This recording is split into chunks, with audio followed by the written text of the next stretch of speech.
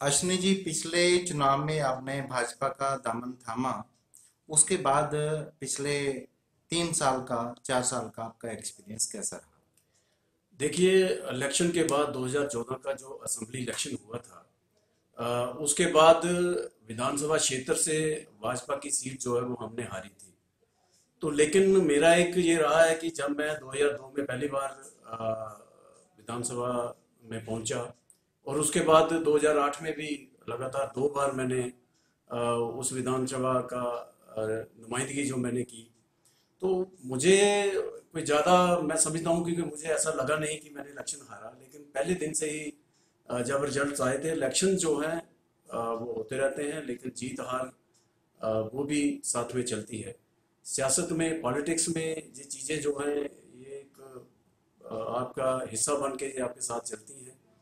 तो मैंने जो है फील्ड को मैंने कभी छोड़ा नहीं और मैं कोशिश करता रहा कि केंद्र में जो भाजपा की, मोदी जी की रहनुमाई में जो सरकार है, प्रधानमंत्री जी द्वारा चलाए गए जो कार्यक्रम हैं, जो कल्याणकारी योजनाएं हैं, उनको किस तरीके से अपने विधानसभा क्षेत्र के अंदर अच्छा उनका विकास हो या उनकी इम्प्लीमेंटेशन प्रॉपर हो। डेवलपमेंट के लिहाज से भी मेरी पूरी कोशिश रही कि ज़्यादा से ज़्यादा विकास जो है, जो मैंने अपने 12 साल के उस टेन्योर में जो विकास के रथ को आगे बढ़ाया।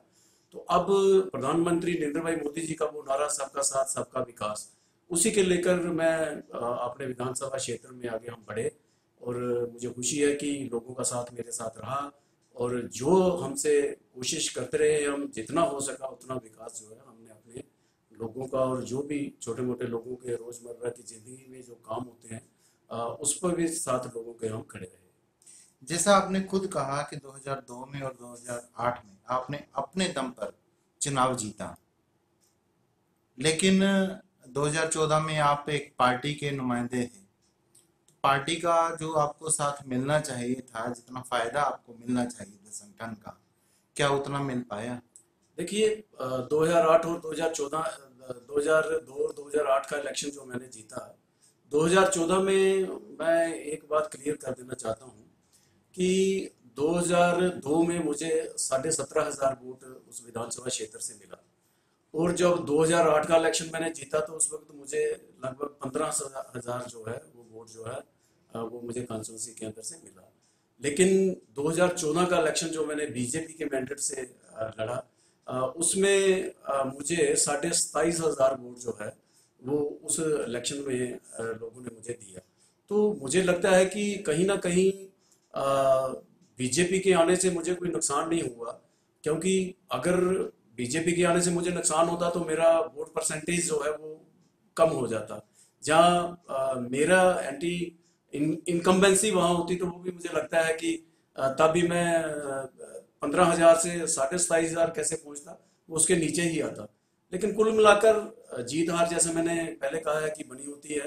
तो ये कई बार आपके स्टार जो हैं वो भी आपका साथ नहीं देते, किस्मत का भी काम तो मैंने पूरा, मुझे पूरा अपने आप में कॉन्फिडेंस है और यकीन के साथ मैं कहता हूँ कि जितना काम और जिस लगन से, ईमानदारी से मैंने अपने विधानसभा क्षेत्र के अंदर किया, उसमें मुझे कोई अफसोस नहीं है। और इलेक्शन हारने के बाद भी मुझे कोई अफसोस नहीं हुआ, क्योंकि लोगों ने भरपूर साथ मेरा दिया और एक बहुत बड़ा वोट बैंक जो है वो मेरे साथ रहा। आज भी लोग मेरे साथ हैं, काम हम कर रहे हैं। कोशिश है कि विधानसभा क्षेत्र को जितने भी बर्निंग इश्यूज जो उस विधानसभा क्षेत्र के हैं उनको हम कोशिश करें कि लोगों की जो समस्याएं हैं उनका हल हो, चाहे सरकार के जरिए हो।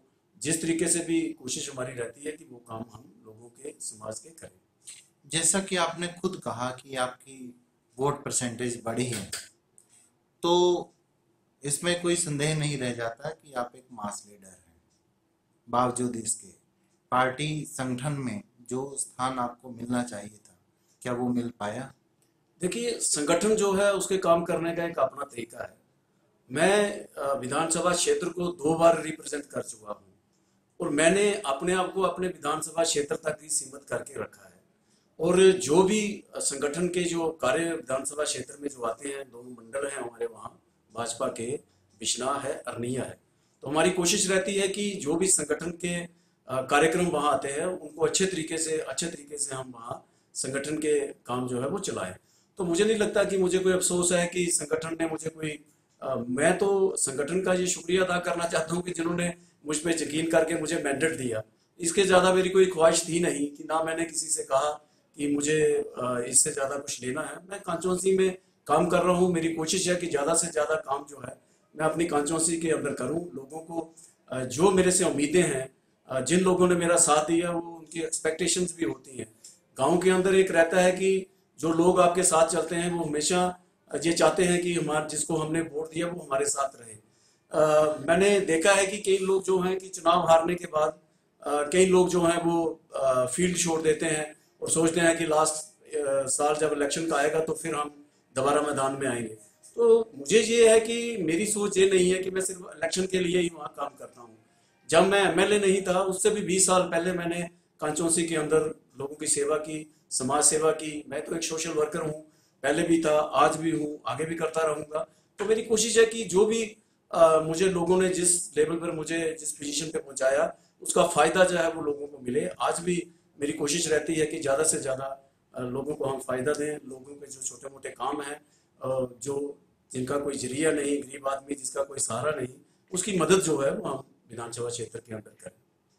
अक्सर देखने में आया है कि पार्टियां जनाधार वाले नेताओं को ले तो लेती हैं, चुनाव में उनको टिकट भी देती हैं, लेकिन जो रणनीति है, जो विचार विमर्श है, विचार मंथन है, उसमें उनको शामिल नहीं किया जाता। एक बाहरी की जो छवि रहती है ऐसे नेताओं पर, जिस तरह से आप एक दूसरी पार्टी में आए, आप तो इंडिपेंडेंट थे, आपने पार्टी नहीं बदली लेकिन भाजपा में शामिल हुए, तो वो रणनीति में आपकी जो भूमिका है क्या वो उस तरह से है जितना होनी चाहिए? कि जहाँ जरूरी होता है, जिस लेवल पे, वहाँ जहाँ भी जरूरत पड़ती है वो मीटिंग में जो हमारा संगठन है, प्रदेश कार्यकारिणी है, उसका मैं सदस्य हूँ। तो कई ऐसे जो डिसीजन मेकिंग बॉडी जो है, जो कोर ग्रुप है यहाँ का, वो डिसीजन जो है वो लेते हैं। तो सारे जो लीडर हैं वो कोर ग्रुप में होते नहीं हैं, लेकिन हर एक लीडर का एक अपना अपना, नेता का एक अपना अपना स्थान है। जहाँ जरूरत पड़ती है, संगठन जो हमसे एक्सपेक्ट करता है, हम कोशिश करते हैं कि हम संगठन के लिए काम करें, पार्टी को मजबूत करें, जो भी पार्टी की नीतियां हैं उनको जन जन तक पहुंचाएं। तो मुझे नहीं लगता कि इसमें कोई, मुझे अफसोस है कि मुझे कोई किसी पोजीशन पे मैं नहीं हूँ, या कोई और जहाँ नीतियाँ बनती हैं, यहाँ फैसले लिए जाते हैं, जो लोग सीनियर लोग हैं वो बैठे हैं, वो अच्छा काम करते हैं। तो जहाँ संगठन को जरूरत होगी, जहाँ वो दायित्व मेरे पे सौंपेंगे, मैं वो काम करने के लिए तैयार बिश्ना में बीजेपी में कई सारे गुट हैं, तो उस गुटबाजी का आने वाले चुनाव पर क्या असर पड़ने वाला है? हूँ। देखिए, ये भी आपने एक अच्छा सवाल किया है, लेकिन मैं आपको ये बताना चाहता हूँ कि बिश्नाह में कोई इतनी गुटबाजी वहाँ है नहीं। जो संगठन है वो पूरी तरह से एक अच्छे तरीके से काम कर रहा है। जो जिले का संगठन है, जो मंडल का संगठन है, ये सारा जो है वो हम मिलजुल के वहाँ जो है वो काम कर रहे हैं।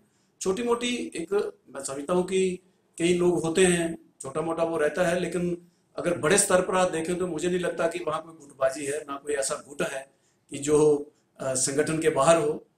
छोटी मोटी जो चीजें होती हैं, हर आदमी को अपना पक्ष रखने का अधिकार है, प्रजातंत्र में ऐसा होना चाहिए। तो मैं एक ये आपसे कहना चाहता हूँ कि वहाँ कोई इतनी गुटबाजी है नहीं।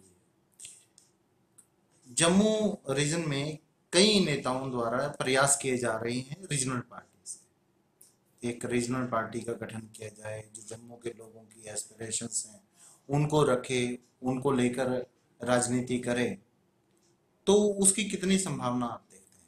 देखिए, मैं 12 साल रहा हूँ जम्मू, प्रो जम्मू, जितने भी बर्निंग इश्यूज थे जो आपने भी असेंबली में देखा होगा, हमारी कोशिश रहती थी कि हम किसी के साथ भेदभाव इस रियासत के अंदर ना हो। इसमें मेन 3 रीजन जो हमारे हैं, जम्मू है, कश्मीर है, लद्दाख है। तो तीनों रीजन्स को जो है एक बराबर का हक जो है, जो हिस्सा उनका बनता है, वो इंसाफ जो है तीनों रीजन के साथ होना चाहिए। वो लड़ाई हम पहले भी लड़ते थे, आज भी लड़ते हैं, संघर्ष करते हैं। मुझे एक चीज में बहुत दुख होता है कि जो पॉलिटिकल पार्टीज या इंडिविजुअल जो लीडर्स हैं, उनको जम्मू की याद तभी आती है जब वो अपने किसी पोजीशन से थोड़ा सा हटते हैं, तो फिर वो जम्मू की बात करते हैं।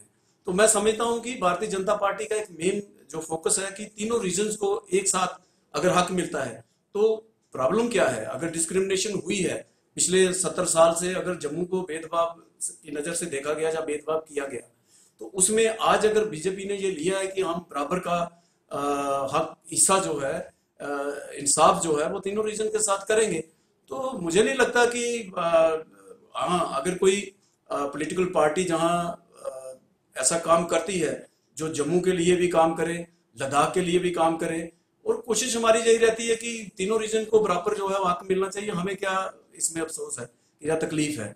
अगर जैसे पिछले कई सालों से एक डिस्क्रिमिनेशन जम्मू के साथ हुई है, इसमें कोई शक नहीं, तो आज कोशिश की जा रही है। जैसे आपने देखा होगा कि अभी कई ऐसे इश्यूज के ऊपर, जैसे अभी हमारी कोलिशन गवर्नमेंट थी, हमारे अभी राष्ट्रीय अध्यक्ष जी जहाँ पर आए थे, खुले मन से उन्होंने जम्मू के अंदर बात की थी कि कई ऐसे इश्यूज के ऊपर जो कोलिशन में जो मुख्यमंत्री साहिबा थी, उन्होंने जहाँ खुल के जो है डिस्क्रिमिनेशन जो होती है उसको खत्म करने के लिए जो एक मैं समझता हूँ कि बहुत बड़ा एक चैलेंज था, जहाँ उसको खत्म करने के लिए चाहे एजुकेशनल इंस्टीट्यूशन जहाँ पे हो, चाहे हेल्थ इंस्टीट्यूशन जहाँ पे हो, तो उनमें भी मैं समझता हूँ कि एक बराबरी का इंसाफ जो है हमारी केंद्र सरकार ने किया।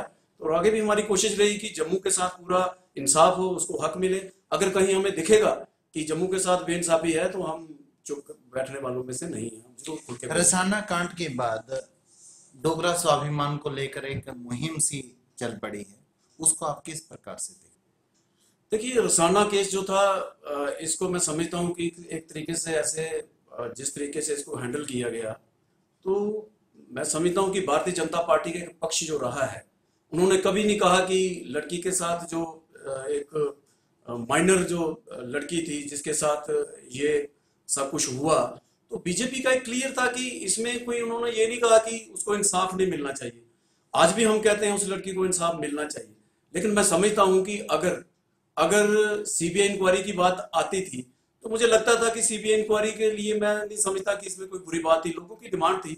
अब आपने दिल्ली में आपने देखा होगा कि किस तरीके से जब हरियाणा के गुड़गांव में एक स्कूल के अंदर एक बालक की, एक स्टूडेंट की हत्या हुई थी, छोटे बालक की, तो उसमें जो वहां की पुलिस थी उसने किस तरीके से वहां पे उसको डील किया। उसके बाद सीबीआई के पास केस गया, तो चीजें जो है वो सामने आई। तो मैं इसमें स्पष्ट पूछना चाहता हूं कि चौधरी लाल सिंह ने जो एक मुहिम छेड़ी है, उससे आप कितने संतुष्ट हैं और उसको किस प्रकार से देखते देखिए, बात ऐसे है कि अब आप जैसे ये पूछ रहे हैं कि संतुष्ट हूँ, मुझे नहीं लगता कि अब आप, क्योंकि सुप्रीम कोर्ट इसको मॉनिटर कर रहा है इस पूरे केस को, अब जब सब जुडिश है, तो मैं समझता हूँ कि अब कुछ चीजें जो हैं वो, हम तो यही चाहते हैं कि इंसाफ होना चाहिए, कोई बेकसूर भी नहीं फंसना चाहिए, और उस लड़की के साथ भी पूरा इंसाफ जो है वो होना चाहिए।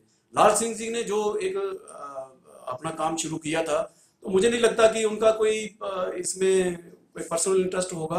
तो मैं समझता हूँ कि कुछ चीजें जो हैं अब वो इस देश की जो जुडिशरी जो है, जो पूरे दुनिया में, एक मैं समझता हूँ कि जिस तरीके से जहाँ इंसाफ होता है तो पूरी दुनिया उसकी तरफ देखती है, तो हमें देखना चाहिए कि जस्टिस जो है वो मिलना चाहिए, किसी बेकसूर को भी इसमें फंसाना नहीं चाहिए, और उस लड़की के साथ भी जो है वो इंसाफ होना चाहिए। डॉक्टर कमल अरोड़ा जी, उनके कामकाज को आप किस प्रकार से देखते हैं? पिछले जो 3.5 साल का काम रहा है एज एमएलए, और अपने साथ उसको किस तरह से कंपैरिजन करते देखिए, अगर अगर अब मैं कहूँ कि भाई डॉक्टर कमल अरोड़ा की परफॉर्मेंस एमएलए साहब की क्या रही है, तो मैं ये जनता पे छोड़ रहा हूँ। जनता ने खुद देख लिया है कि जो मेरे टेन्योर में, उससे पहले 2002 से पहले पंचवटी में विकास कहाँ था, हर एक सेक्टर में वहाँ कितनी कितनी डेवलपमेंट हुई, जब कैसा काम हुआ। तो अब के जो 3.5 साल हैं, जो कमल अरोड़ा जी जहाँ के नुमाइंदे रहे, उनके इस टेन्योर में वहाँ पर क्या हुआ है, ये वहाँ की जनता जो है वो अच्छी तरीके से जानती है। अब आप देख रहे हैं कि किस तरीके से लोगों को पता चल रहा है, लोग समझ रहे हैं कि कुछ लोगों ने एक साजिश उस वक्त की थी कि अश्विनी शर्मा को किसी भी तरीके से जो है वो हराना है। तो इसलिए उन्होंने उस वक्त बनाया था, लोगों की एक्सपेक्टेशन थी, उम्मीदें थी। अब वो उन उम्मीदों पे कितना पूरा उतरे हैं, ये तो वहाँ की जनता मेरे से ज़्यादा बता रही है, बता देगी। तो मैं समझता हूँ कि मैं कुछ कहूँ मुझे अच्छा नहीं लगता, क्योंकि मैं क्रिटिसिज्म में ज़्यादा विश्वास नहीं करता हूँ। जो काम करेगा, जिसकी परफॉर्मेंस अच्छी होगी, लोग उसको जज करेंगे, लोग देखेंगे। तो कुछ समय के लिए मैं समझता हूँ कि लोगों ने देखा है, और आने वाले समय में लोग बता देंगे कि उनकी परफॉर्मेंस कैसी रही है और आगे लोगों को क्या करना है।